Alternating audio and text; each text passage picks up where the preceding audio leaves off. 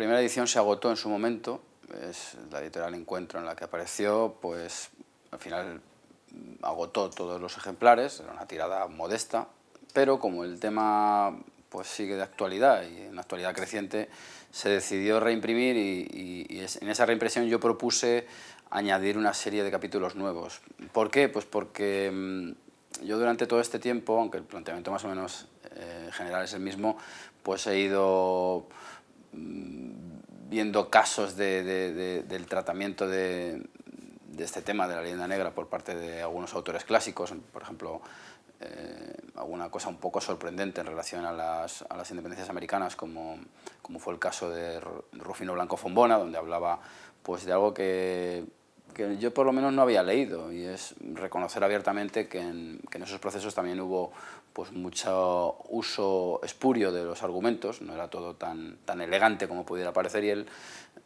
habló de algo que yo llamé tesis del engaño, como pues, una especie de apelación a los procedimientos escolásticos que en realidad lo que encubrían eran los intereses reales de unas élites, en este caso criollas.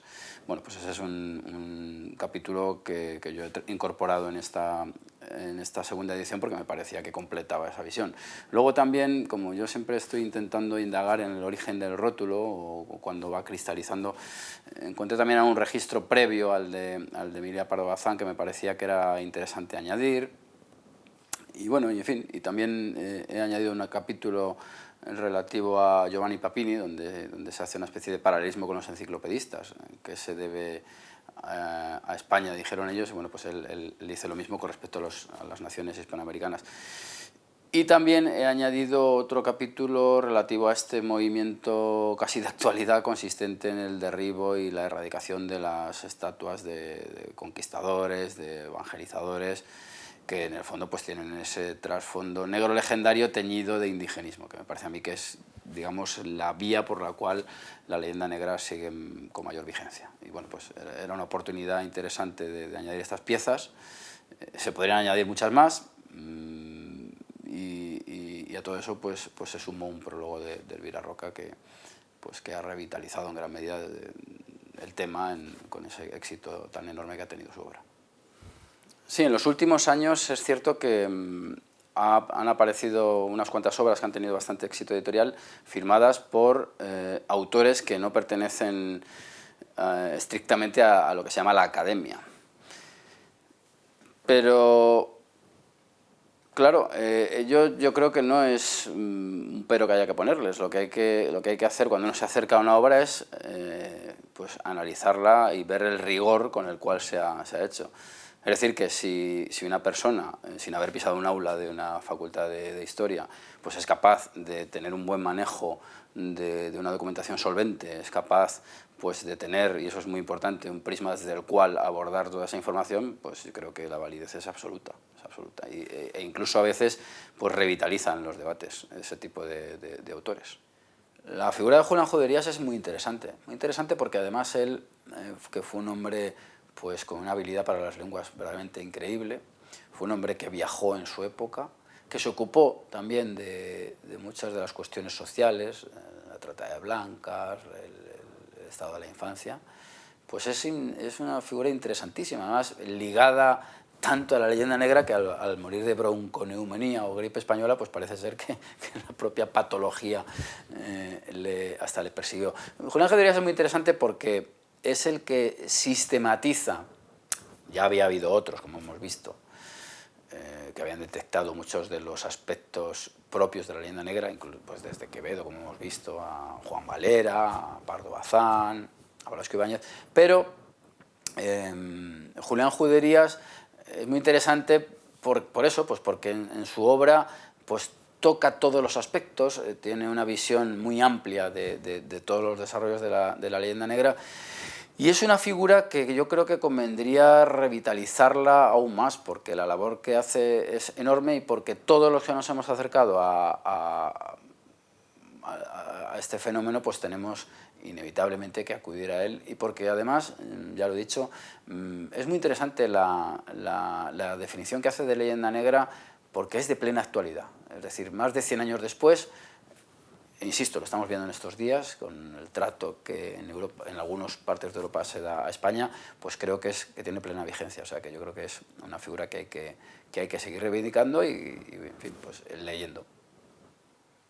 Yo cuando me preguntan lo que es la leyenda negra suelo tener un par de respuestas. La primera es leer lo que dice Juderías, un párrafo en el cual Julián Juderías pues, define lo que es leyenda negra, hablando pues, de los relatos que han hecho potencias extranjeras, deformando nuestra historia y además con un toque de actualidad que sigue teniendo esa definición porque habla de que España, precisamente por esa carga que se le supone oscura, pues no podría homologarse con el resto de naciones civilizadas, tanto en ese momento como en los momentos previos, y yo añadiría como en la actualidad, por todas estas cosas que estamos viendo ahora en el club europeo y con la revitalización incluso o puesta en marcha de ideas como la de Francolán, que en realidad vendrían a darle continuidad a una especie de invariantes psicológicos e históricos que tendría nuestra nación y de los cuales no nos podríamos desligar nunca. Yo también recurro, porque me gusta siempre manejar ideas, objetos o instituciones que se puedan visualizar de algún modo, a la idea del prisma. Un prisma, ya lo he dicho muchas veces, pues que interpuesto entre el hombre que se enfrenta a la historia de España,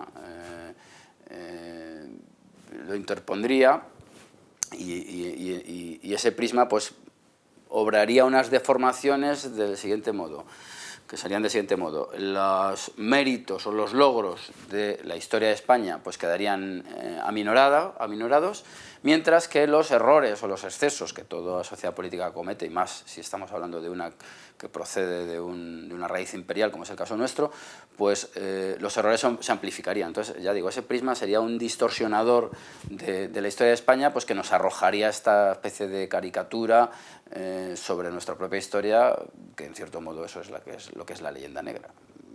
Lo que pasa que yo pienso que para desmontarla, pues nada mejor que ir a las fuentes, y en España tenemos unos archivos excelentes en los cuales pues, podemos bucear. Y además tengo que decir que yo recientemente he hecho algún que otro artículo y he visto en documentos del siglo XVI expresiones como falsas mentirosas, o sea, nuevas mentirosas, perdón, y falsas nuevas, que son pues una especie de antecedente, porque claro, el rótulo cristaliza en un momento dado, pero la percepción de que España está siendo objeto de una campaña de denostación, pues ya se tenía en su momento.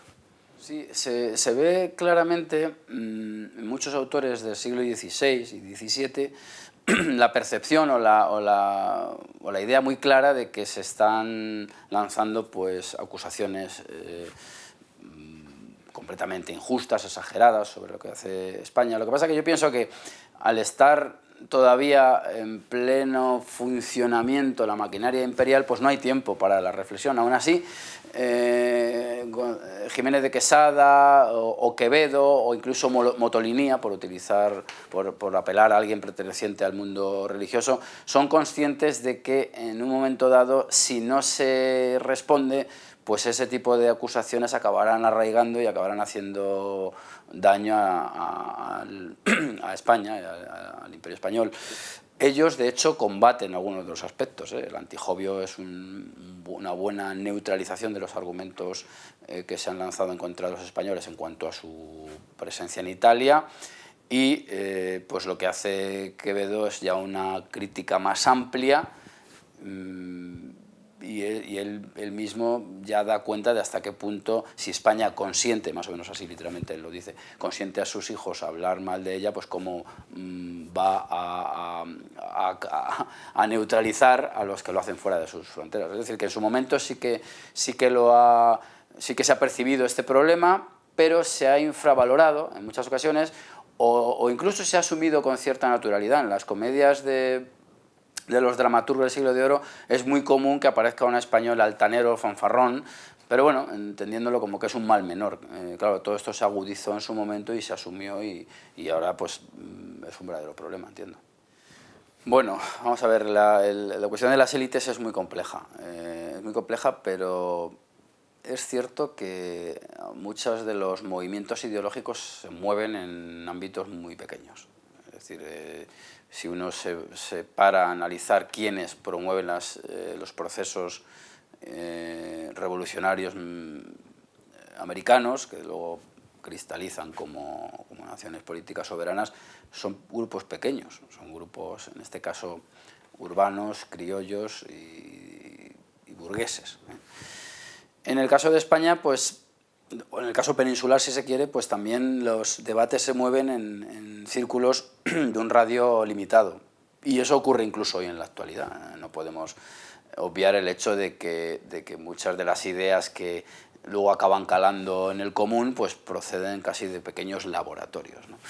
En ese sentido yo pienso que, por ejemplo, aquellos españoles que asumieron mitos relacionados con la Ilustración, yo creo que reactivaron en gran medida las tesis negrolegendarias, en el sentido de asumir, pues, que España de algún modo era algo anómalo, era una sociedad fanatizada. Pero claro, si uno lo ve con perspectiva, se da cuenta que en el resto de naciones homologables a la nuestra en su momento, pues la superstición tenía una presencia pues equiparable a la nuestra. Estoy pensando, por ejemplo, en la creencia en brujas, que es más importante en Europa que en España, o incluso ciertas creencias o ciertas mitificaciones, como la mitificación de la razón que se da en ciertas áreas de España y de otras naciones, pues no deja de ser una cosa parecida, la adoración de un mito, pues que debe ser sometido a una potentísima crítica, porque, claro, razones hay muchas y tipos de racionalidad pues también las hay, y las hay dentro además de ambientes que aparentemente pues están marcados por el dogma, pero bueno, yo pienso que sí, que las élites tanto ayer como hoy, entendiendo la idea de élite como algo de perfiles en gran medida borrosos, no como una especie de cápsulas cerradas,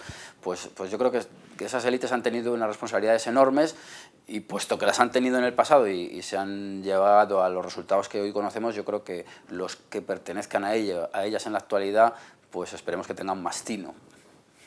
Sí, en España ocurren fenómenos muy curiosos, y es que muchos de los cultivadores de la leyenda negra son premiados, se les abren los salones más elegantes.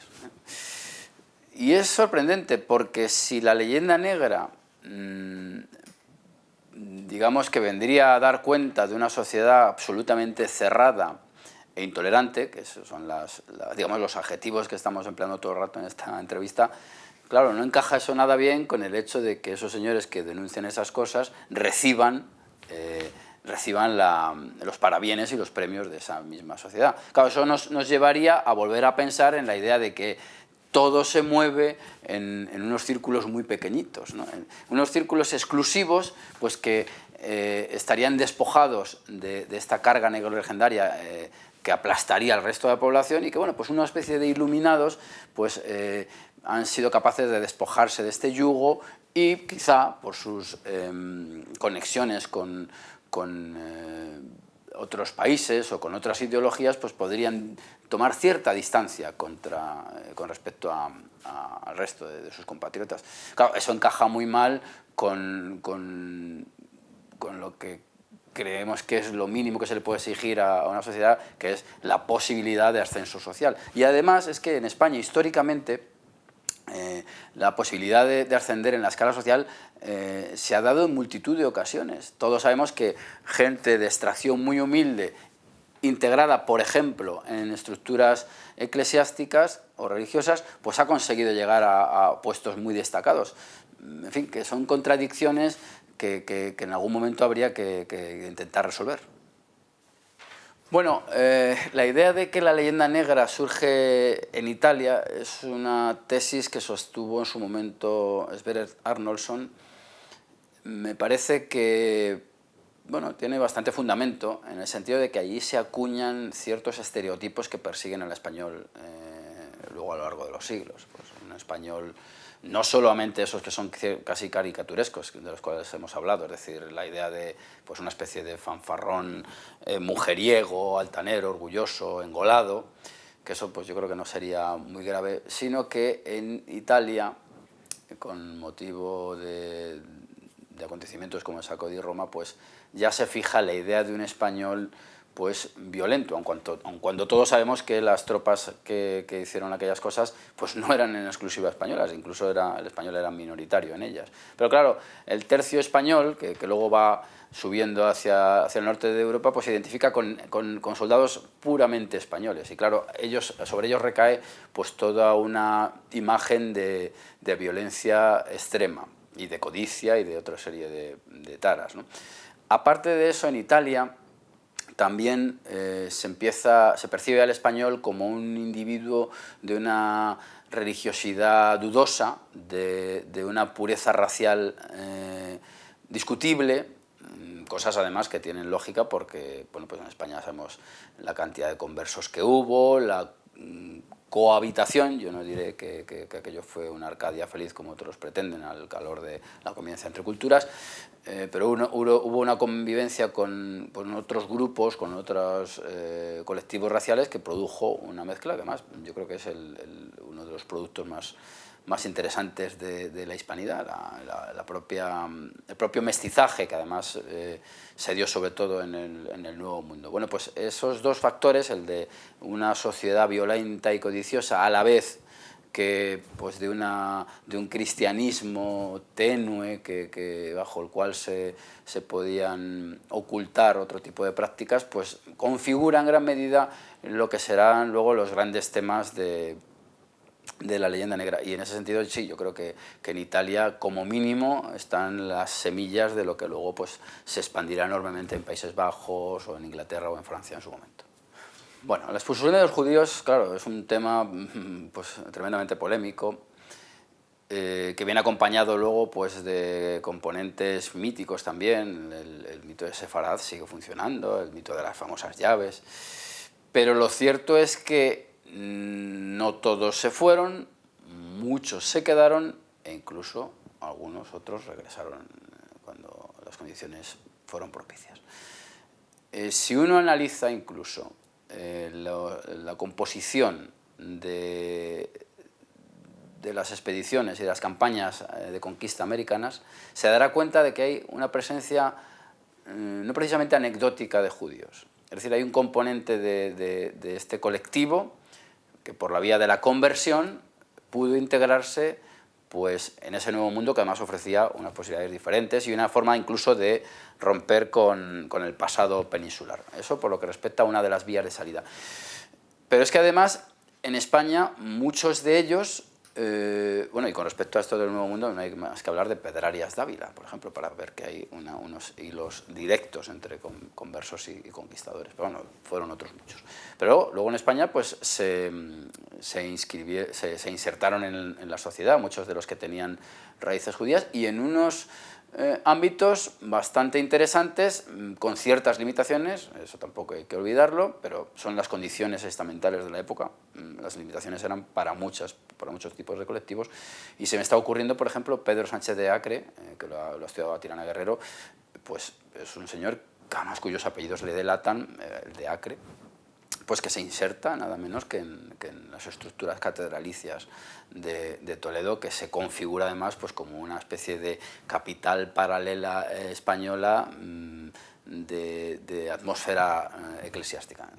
Por eso digo que entonces yo creo que la cuestión de la expulsión de los judíos, que además vino a dar continuidad a expulsiones previas en otras naciones históricas, y precedió a otras posteriores, es decir, que esto ni fuimos los primeros ni los últimos. Con esto no estoy queriendo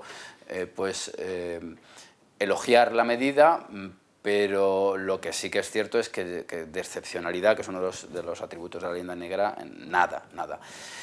Además, pues hay que entender que los judíos tenían unas leyes muy concretas, su vinculación con la corona era directa y estos factores operaron a favor de su expulsión, una expulsión pues, que ofrecía, para el que lo quisiera, la posibilidad de quedarse en el caso de que entrara en las estructuras católicas. Sabemos que hoy desde la idea de tolerancia pues esto nos choca muchísimo, pero insisto siempre que hay que contextualizar y estamos hablando del siglo XV.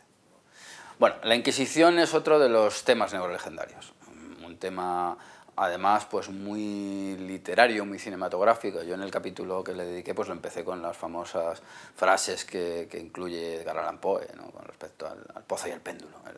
Y claro, pues insisto, como la leyenda negra tiene un componente de papel evidente y el papel soporta tanto la imagen como el texto, pues claro, todo el mundo tiene una idea de lo que es la Inquisición, una idea completamente distorsionada, porque claro, pues te imaginas ese péndulo en el caso del relato y te imaginas pues todo tipo de instrumentos en manos de clérigos absolutamente sádicos.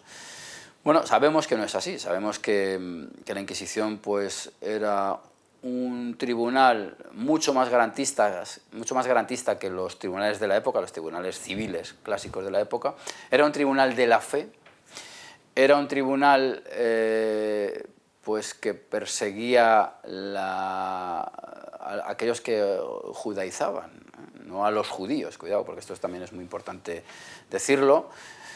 Y bueno, desde luego era un tribunal que además dejó tras de sí una huella documental inmensa, con lo cual no hay más que acudir a nuestros magníficos archivos para ver qué ocurría dentro de esos edificios, unos edificios además, en algunos de cuyos casos todavía se conservan las inscripciones, si quieren, eran los familiares de la Inquisición, y claro, no creo yo que si esos sujetos se dedicaran a oscurísimas prácticas, pues fueran presumiendo en los frontispicios de sus sedes de serlo. Entonces, bueno, pues la Inquisición es un tema, ya digo, negrolegendario. Su implantación en España es tardía, esto también hay que decirlo. Su implantación en España fue celebrada en Europa, esto tampoco se sabe habitualmente, y su demonización, por utilizar estas categorías propias de esos ámbitos, sobre todo surge en la Ilustración.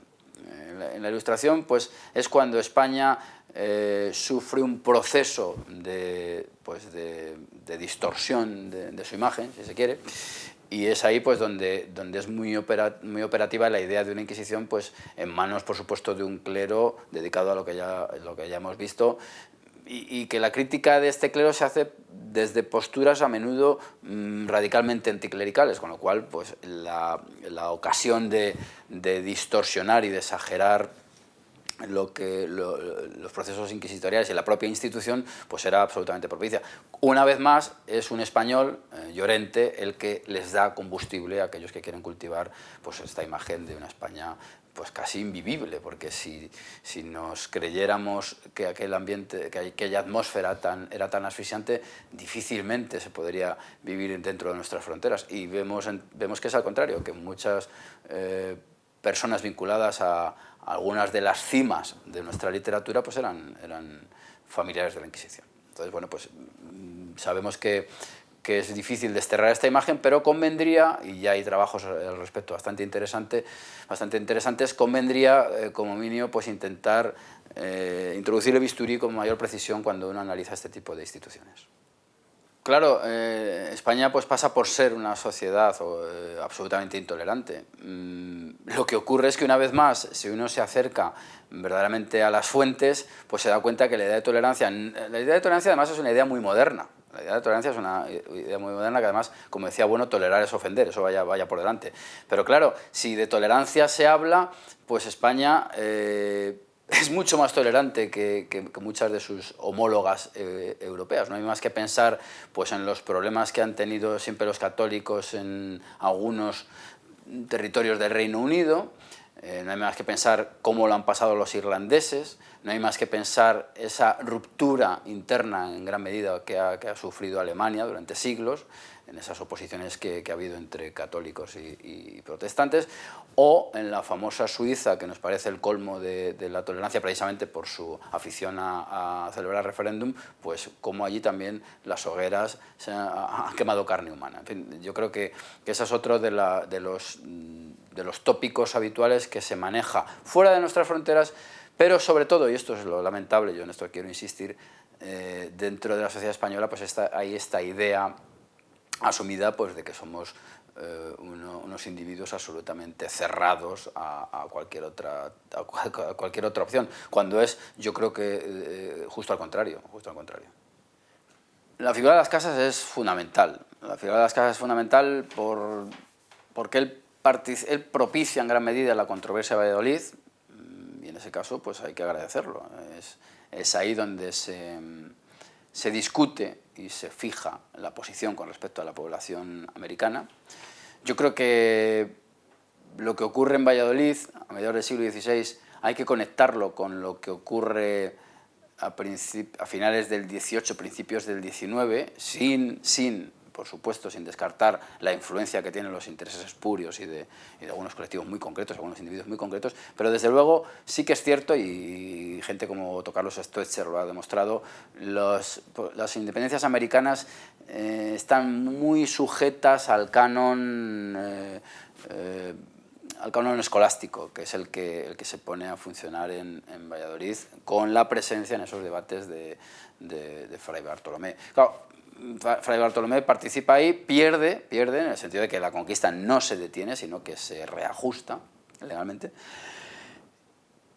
Pero claro, sus invectivas, sus descripciones verdaderamente exageradas, alucinadas, ha llegado a decir, el uso de unas imágenes muy potentes, pues fue recogido por potencias enemigas en su momento de nuestro imperio, y claro, fue pues el verdadero alimento de muchos relatos, con la presentación de una población nativa pues convertida pues prácticamente en el buen salvaje, frente a unos lobos, que ese es el nombre que utiliza para describir a los españoles, pues crudelísimos lobos pues, que se habrían lanzado frente a esos indefensos indígenas. Claro, hay que pensar que las casas, que además era partidaria del esclavismo de africanos, de la esclavización de negros para sustituir a la población nativa, hay que pensar que en realidad se está refiriendo sobre todo a lo que está pasando en las Antillas. Claro, cuando se produce la expansión continental, la idea del indio, que es la que él maneja, una especie de indio idealizado, pues se compromete muchísimo más, porque ahí sí que se ve una diferencia enorme de estados civilizatorios y unas relaciones absolutamente conflictivas, de opresión y de esclavización. Es decir, que muchas de las cosas que atribuye, muchos de los atributos que él quiere extraer del indio idealizado que él maneja, pues se desdicen o se desmienten en cuanto se abre mucho más la perspectiva en América y se demuestra por la vía de los hechos pues que aquello dista mucho de ser una Arcadia feliz. Bueno, los conquistadores también están sujetos a la caricatura. Los conquistadores sería un colectivo, y algunos de ellos incluso biográficamente lo fueron, pues de individuos trasplantados de las guerras italianas a las guerras o a los procesos de conquista de América. Claro, allí la idea de la codicia entra en funcionamiento a tope, en el sentido de que bueno, pues en Italia no había minas de oro que explotar, pero sí las había en el Nuevo Mundo. Bueno, pues en el Nuevo Mundo, y precisamente porque la población a la que se enfrentan pues son unos indígenas, son un grado civilizatorio muy inferior, pues da pie a la configuración de la imagen de un conquistador pues, que se conduce de un modo absolutamente violento, movido únicamente por la codicia o la lascivia. Bien, yo desde luego no voy a presentar al conquistador o a los conquistadores pues como una especie de hermanitas de la caridad, en absoluto lo fueron, yo eso nunca lo voy a afirmar, pero sí que es cierto que había unos procedimientos y unas exigencias a las cuales respondieron en gran medida. De hecho, muchos de ellos perdieron la vida por sus excesos, y a manos precisamente de españoles. Es decir, que había una institucionalización de la conquista muy superior a lo que el común considera. Todos ellos tenían que estar autorizados por la corona, todos tenían que atenerse a unas normas jurídicas bastante estrictas y además irrumpen, como decía, en un mosaico de sociedades que, bueno, pues que están marcadas por relaciones en gran medida de dominio. Es ahí donde ellos se insertan, son colectivos muy pequeños, con lo cual hay que pensar que las conquistas americanas las dirigen españoles, pero las hacen en gran medida sociedades indígenas que odian a los de al lado.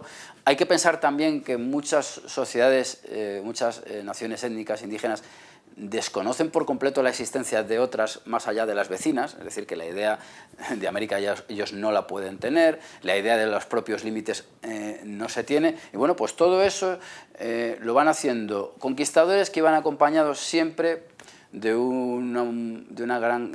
escribanos que van dando cuenta de todo lo ocurrido, van además siempre acompañados de clérigos que imponen unos límites, que tienen unos intereses a veces contrapuestos, y esta es la realidad de la conquista. La realidad de la conquista es mucho más, yo creo que habría que introducir casi el realismo sucio cuando se hable de la conquista. ¿En qué sentido? Pues en el sentido de que en absoluto son unos señores con corazas relucientes que aparecen y barren. No, hay expediciones fallidas, de hecho las que impulsan las casas, por ejemplo, son fallidas precisamente por su falta de realismo.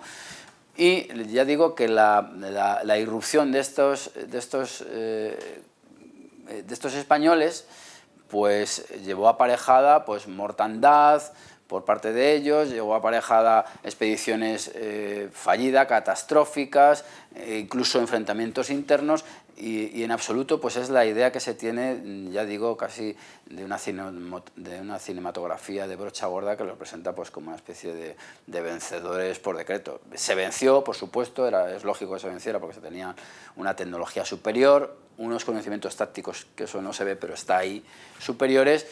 Y desde luego lo que no hay, y esto también quiero insistir mucho en ello, por ejemplo, cuando se conquista el Imperio Mexica el 13 de agosto de 1521, el 14, el día siguiente, aquello no cambió radicalmente, es decir, no hubo una sustitución de sociedades, precisamente porque era imposible, aunque se hubiera querido y hubiera sido una idea absurda, se mantuvieron muchas de ellas, y los linajes nobles indígenas se mantuvieron durante siglos en muchos de los casos.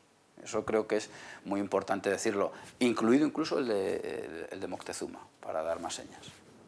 Claro, mira, otra de las dimensiones de la leyenda negra, otro de los aspectos es esa idea de que los españoles estamos incapacitados para la ciencia. Bueno, lo primero que hay que decir a quien lance esta acusación, y se le comprometerá con ello bastante, es que nos tiene que explicar qué idea tiene de ciencia. Claro, y no todo el mundo la tiene.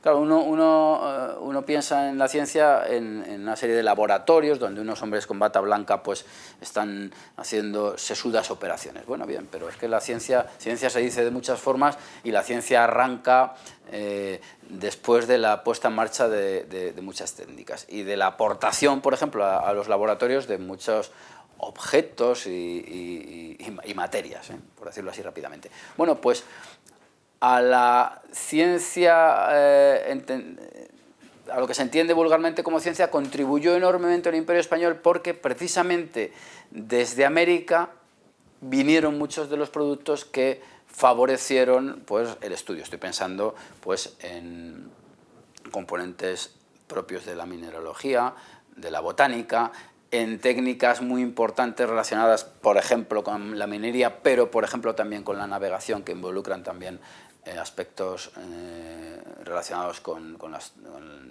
los astros. Estoy pensando en que en un barquichuelo tú no te puedes meter si quieres llegar a buen puerto sin esos conocimientos. Y bueno, pues eso configuró en gran medida o al menos ofreció mucho material para que luego las ciencias en el 18 en adelante pues empiecen a fijar sus campos y a determinarlos. Por otro lado, bueno, pues la propia corona impulsó muchas expediciones. Estoy pensando en la de Jorge Juan, estoy pensando en la de Balmis y en otras muchas. Eso a menudo se omite, pero ocurrió. Y luego hay otra cosa que se nos olvida. Para que se desarrolle la ciencia, o algunas ciencias, se requiere de una estabilidad política importante.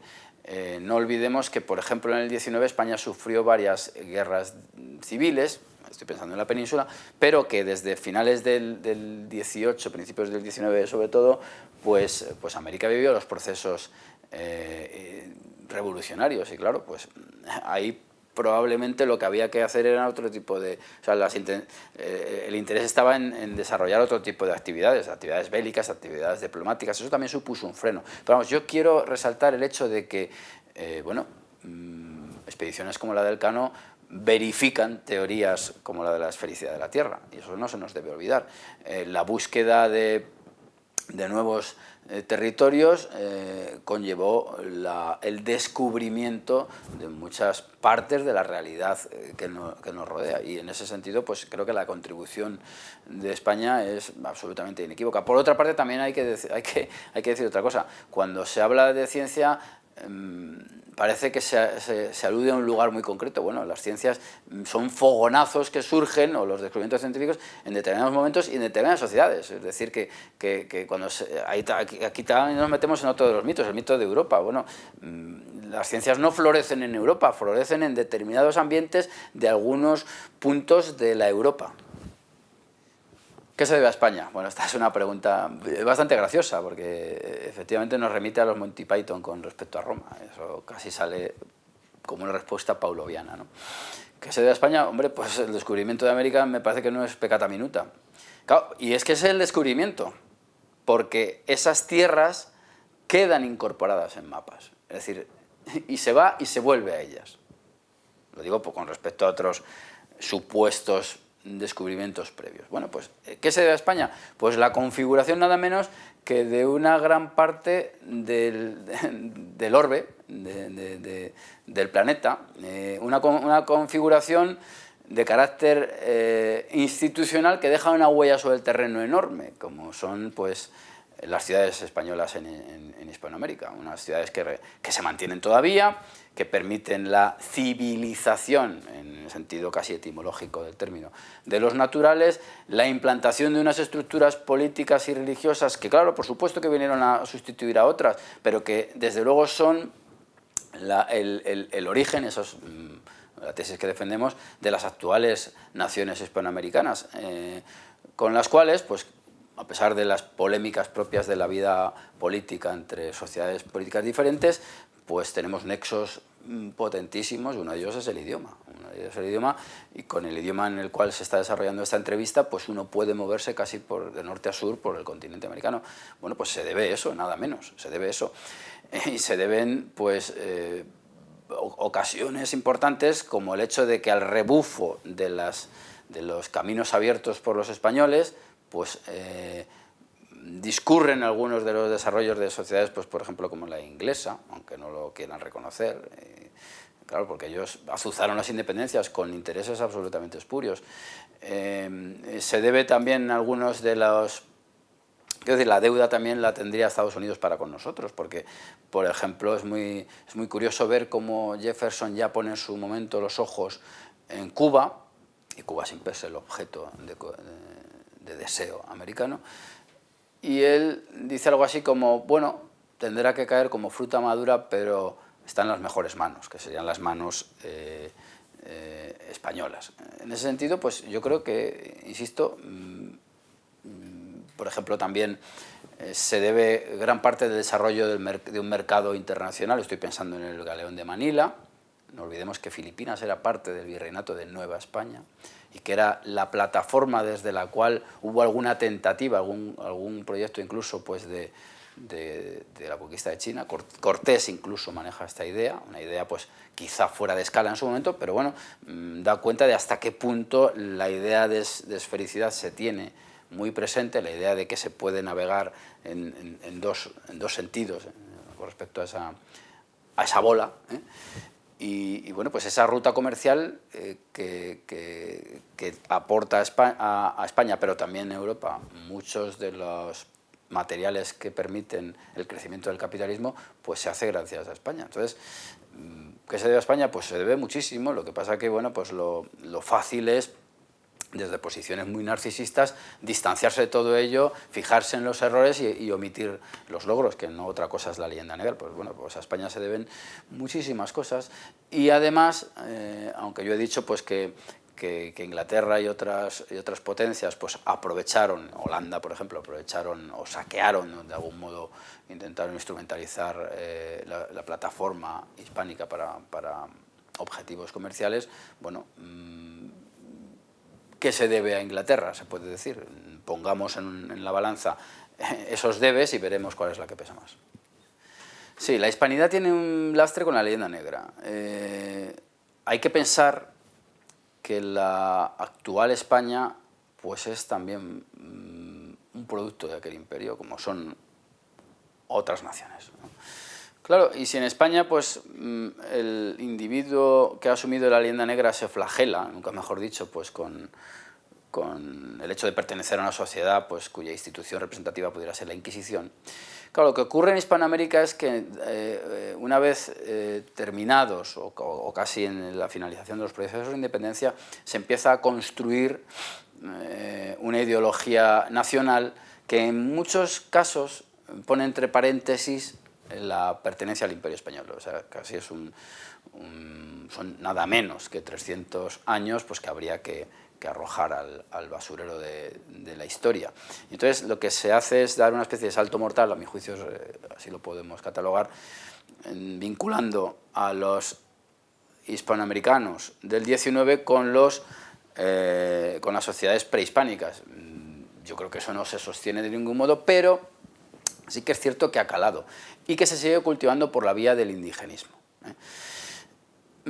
¿Qué peligro le veo yo a esto? Más allá de su desajuste con la realidad, porque yo creo que México es más, o el México actual es más deudor del virreinato que de todos esos imperios preexistentes, porque aquí la sinécdoque funciona a pleno pulmón identificando el imperio mexica con México. No es así, creo yo. ¿Qué ocurre? Pues que el cultivo del indigenismo y además esta vinculación que yo he dicho que se hace entre esas sociedades decimonónicas y las prehispánicas también se hace en el ámbito religioso. Esto es muy curioso, pero cómo de algún modo se reinterpretan, y desde antes incluso de las independencias, las deidades prehispánicas con algo, pues, yo qué sé, pues, por ejemplo con Santo Tomás y tal. Bueno, pues ¿a qué puede conducir toda esta exacerbación del indigenismo? A mí me parece que si esa vía se sigue cultivando, saltarán por los aires las estructuras nacionales actuales. Es decir, que si un individuo con un carnet de identidad boliviano cree que eso es una especie de superestructura porque él pertenece a una sociedad, llámese como sea, pues los días de Bolivia pueden estar contados. Esto es muy interesante para los antropólogos, pero sobre todo es interesante para potencias más fuertes que podrán negociar, como así hicieron algunos de los españoles durante la conquista, con los caciques de turno y con un poder mucho más débil. Creo que esta especie de reformulación de las naciones hispánicas a través de la leyenda negra entendida como indigenismo, pues yo creo que puede tener unos resultados nefastos. Con esto no estoy diciendo tampoco, y quiero aclararlo, que la integración de toda la población indígena fuera perfecta, ¿eh? No estoy diciendo que aquello se hiciera pues, de un modo absolutamente modélico, ¿eh?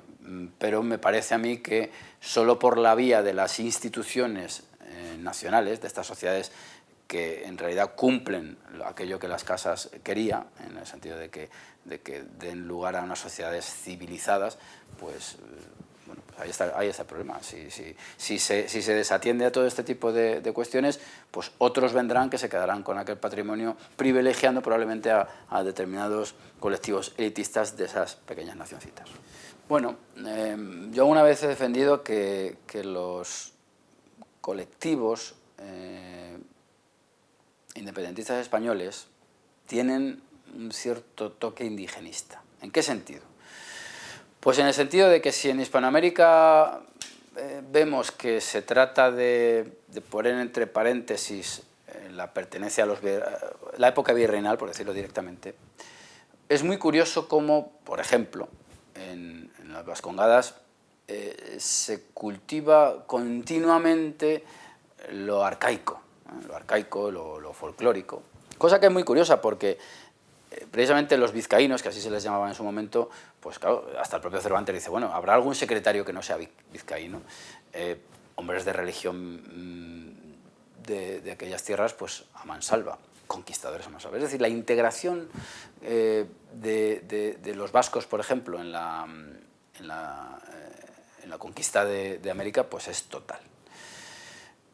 ¿Qué ocurre? Pues que a finales del 19, y esto vale también para los catalanes, son Cataluña y País Vasco dos zonas con un fuerte desarrollo industrial, no le quito méritos, un desarrollo industrial que tiene mucho que ver con América, esto se olvida muy a menudo, y que de algún modo pues, empiezan a distanciarse de su pertenencia a una España que arrastra, como estamos viendo en esta entrevista, pues muchos componentes poco asimilables o desagradables directamente. Bueno, en ese sentido se configuran o se crean o se cultivan las llamadas señas de identidad. Otra vez hay que tener muy en cuenta el peso de las iglesias, en este caso, en ambos casos ha tenido un peso enorme, enorme. Con respecto al País Vasco, yo tuve acceso a un manifiesto de los seminaristas de Derio del año 68, y ellos hablan literalmente de una iglesia indígena. Es decir, que aquí la idea de lo nativo, del terruño, ha funcionado a pleno pulmón. Los intereses son otros, los intereses, pues, bueno, hay mucho tonto útil, me parece a mí, en todos estos fenómenos. Hay además un componente racista evidentísimo, la palabra charnego es estremecedora, o maqueto. Y bueno, pues con todos estos componentes se ha cultivado una ideología que es fuertemente hispanófoba. Hay un odio visceral a lo español y pues un intento de escapismo continuo, en Francia, pues, en Cataluña, pues intentando vincularse agónicamente con el mundo francés. Incluso ahora quieren presentar a un francés. Precisamente yo creo que esto es identificativo de hasta qué punto operan este tipo de ideas. Y bueno, pues en España, si alguien quiere montar unas estructuras nacionales o protonacionales, Asturias es un caso elocuente con el caso del Bable, pues tiene que empezar por desarraigar o distanciarse completamente de la lengua española, que al fin y al cabo es, yo creo que, digamos, el producto más interesante del despliegue imperial, el hecho de que no sé cuántos millones de personas, 500 millones por ejemplo, ¿no?, hablemos esta lengua. Entonces, en España sí, la leyenda negra, convertida en hispanofobia, pues sigue operando en los movimientos que van desde el regionalismo más ingenuo al separatismo más feroz.